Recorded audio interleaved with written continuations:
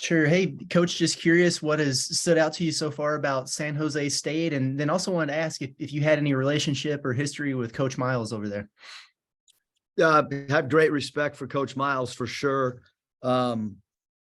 Really good coach. I've always admired the way that his teams execute.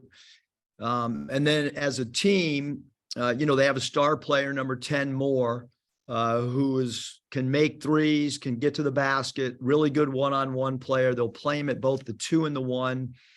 They have a lot of shooting, 13, their starting point guard, really good 3-point shooter, has a really good in the lane, up and under move off of pump fakes. Number 15, Anderson, is a really good shooter with his feet set. Diallo, the Ohio State transfer, number 5, interior, one of the best shot blockers in the country. Viala, the backup center, number 22, will play the 4 and the 5, does a great job of using his offhand, although he's right-handed. He can finish with his left really well. And then 31 off the bench, who plays the 4, very, very good shooter and an effective basket cutter as well. And what do you think the next step is, maybe in the development of Jordan Walsh? Are there any key areas you guys are really emphasizing with him? Does he strike you as a guy that might be close to really putting everything together? Yeah, Jordan keeps getting better and better. He's, we want him to take open threes. I think that'll help our team. It'll help our spacing. He's a really good shooter, in practice. I think everybody's starting to understand that he's a very effective defender, who's an aggressive defender, who can rebound his position. We want to continue to work on his ball handling.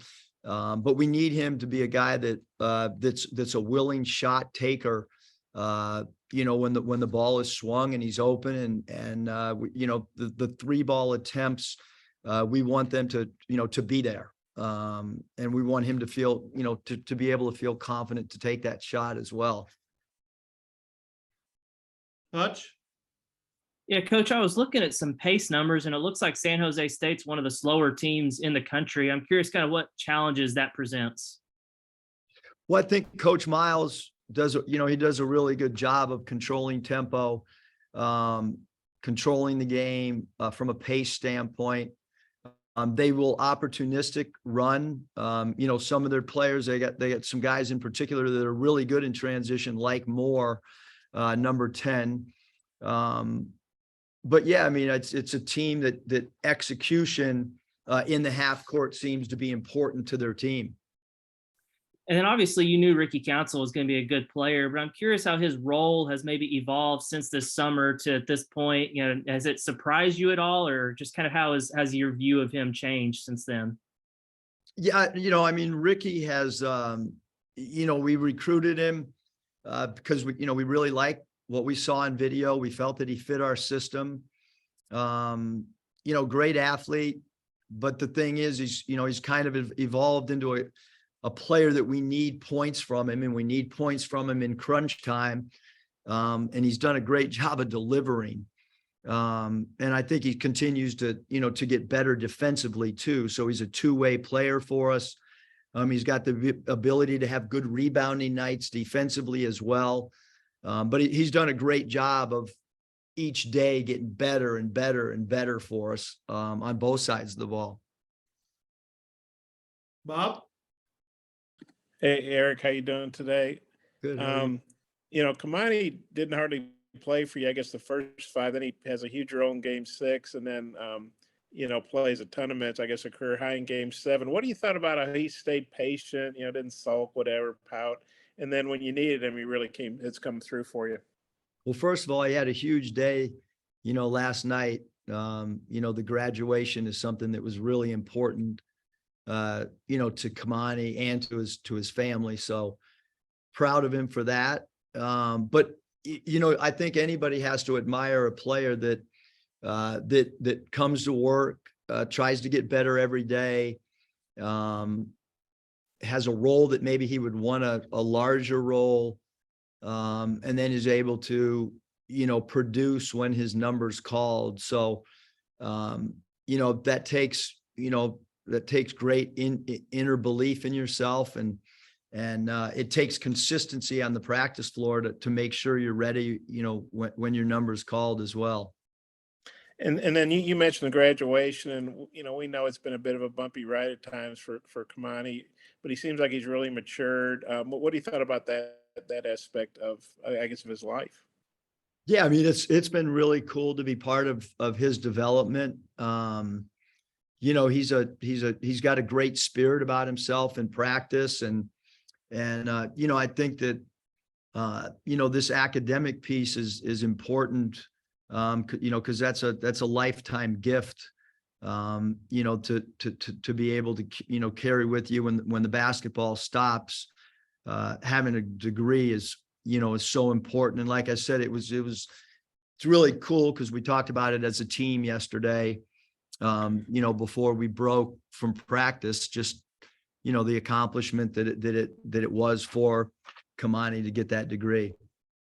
And then, you didn't have Nick the first 6 games. You didn't have Devo in game 7. Now Devo's back in the fold. I guess, first of all, how good is it that was a short-term thing and Devo's back? And now you've got all your pieces, all your scholarship guys available, however you choose to use them, going forward. Yeah, we're looking forward to, to having a full roster. And I think these couple days are going to be really good for Nick. They'll be good for Devo to get back in the fold as well.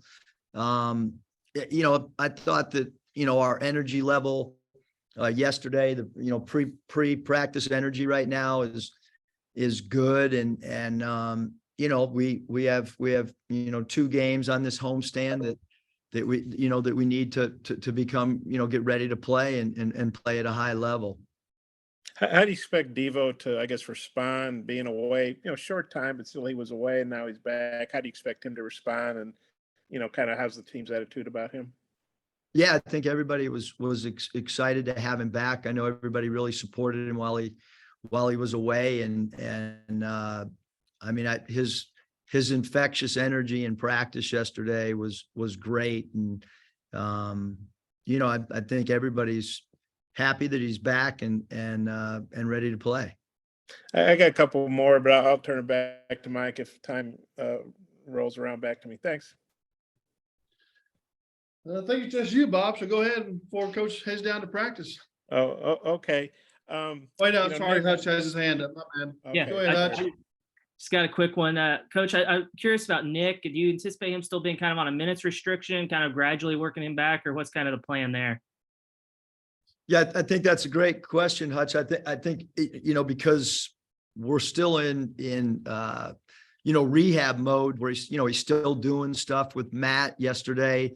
He was in there for a while in the weight room doing stuff. And I don't have an answer to that. Although it's a great question, just because we still have today, we still have tomorrow. And I think with any injury, you want to see how it responds each day. To my knowledge, no swelling, which is a great thing. He becomes a little bit more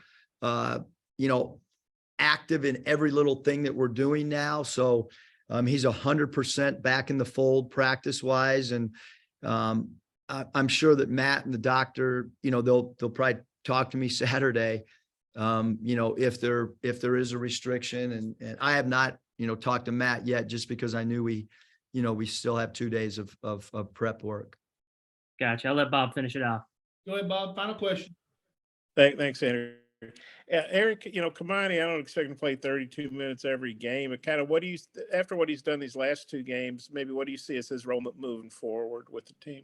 Yeah, I mean, we feel really comfortable with how he's played, Bob. And I think every game, kind of takes on its own identity and own, its own theme on what's needed on that particular night. But certainly we're really pleased with how he's played these last 2 games. He's been very, very, very important for our ball club in both wins.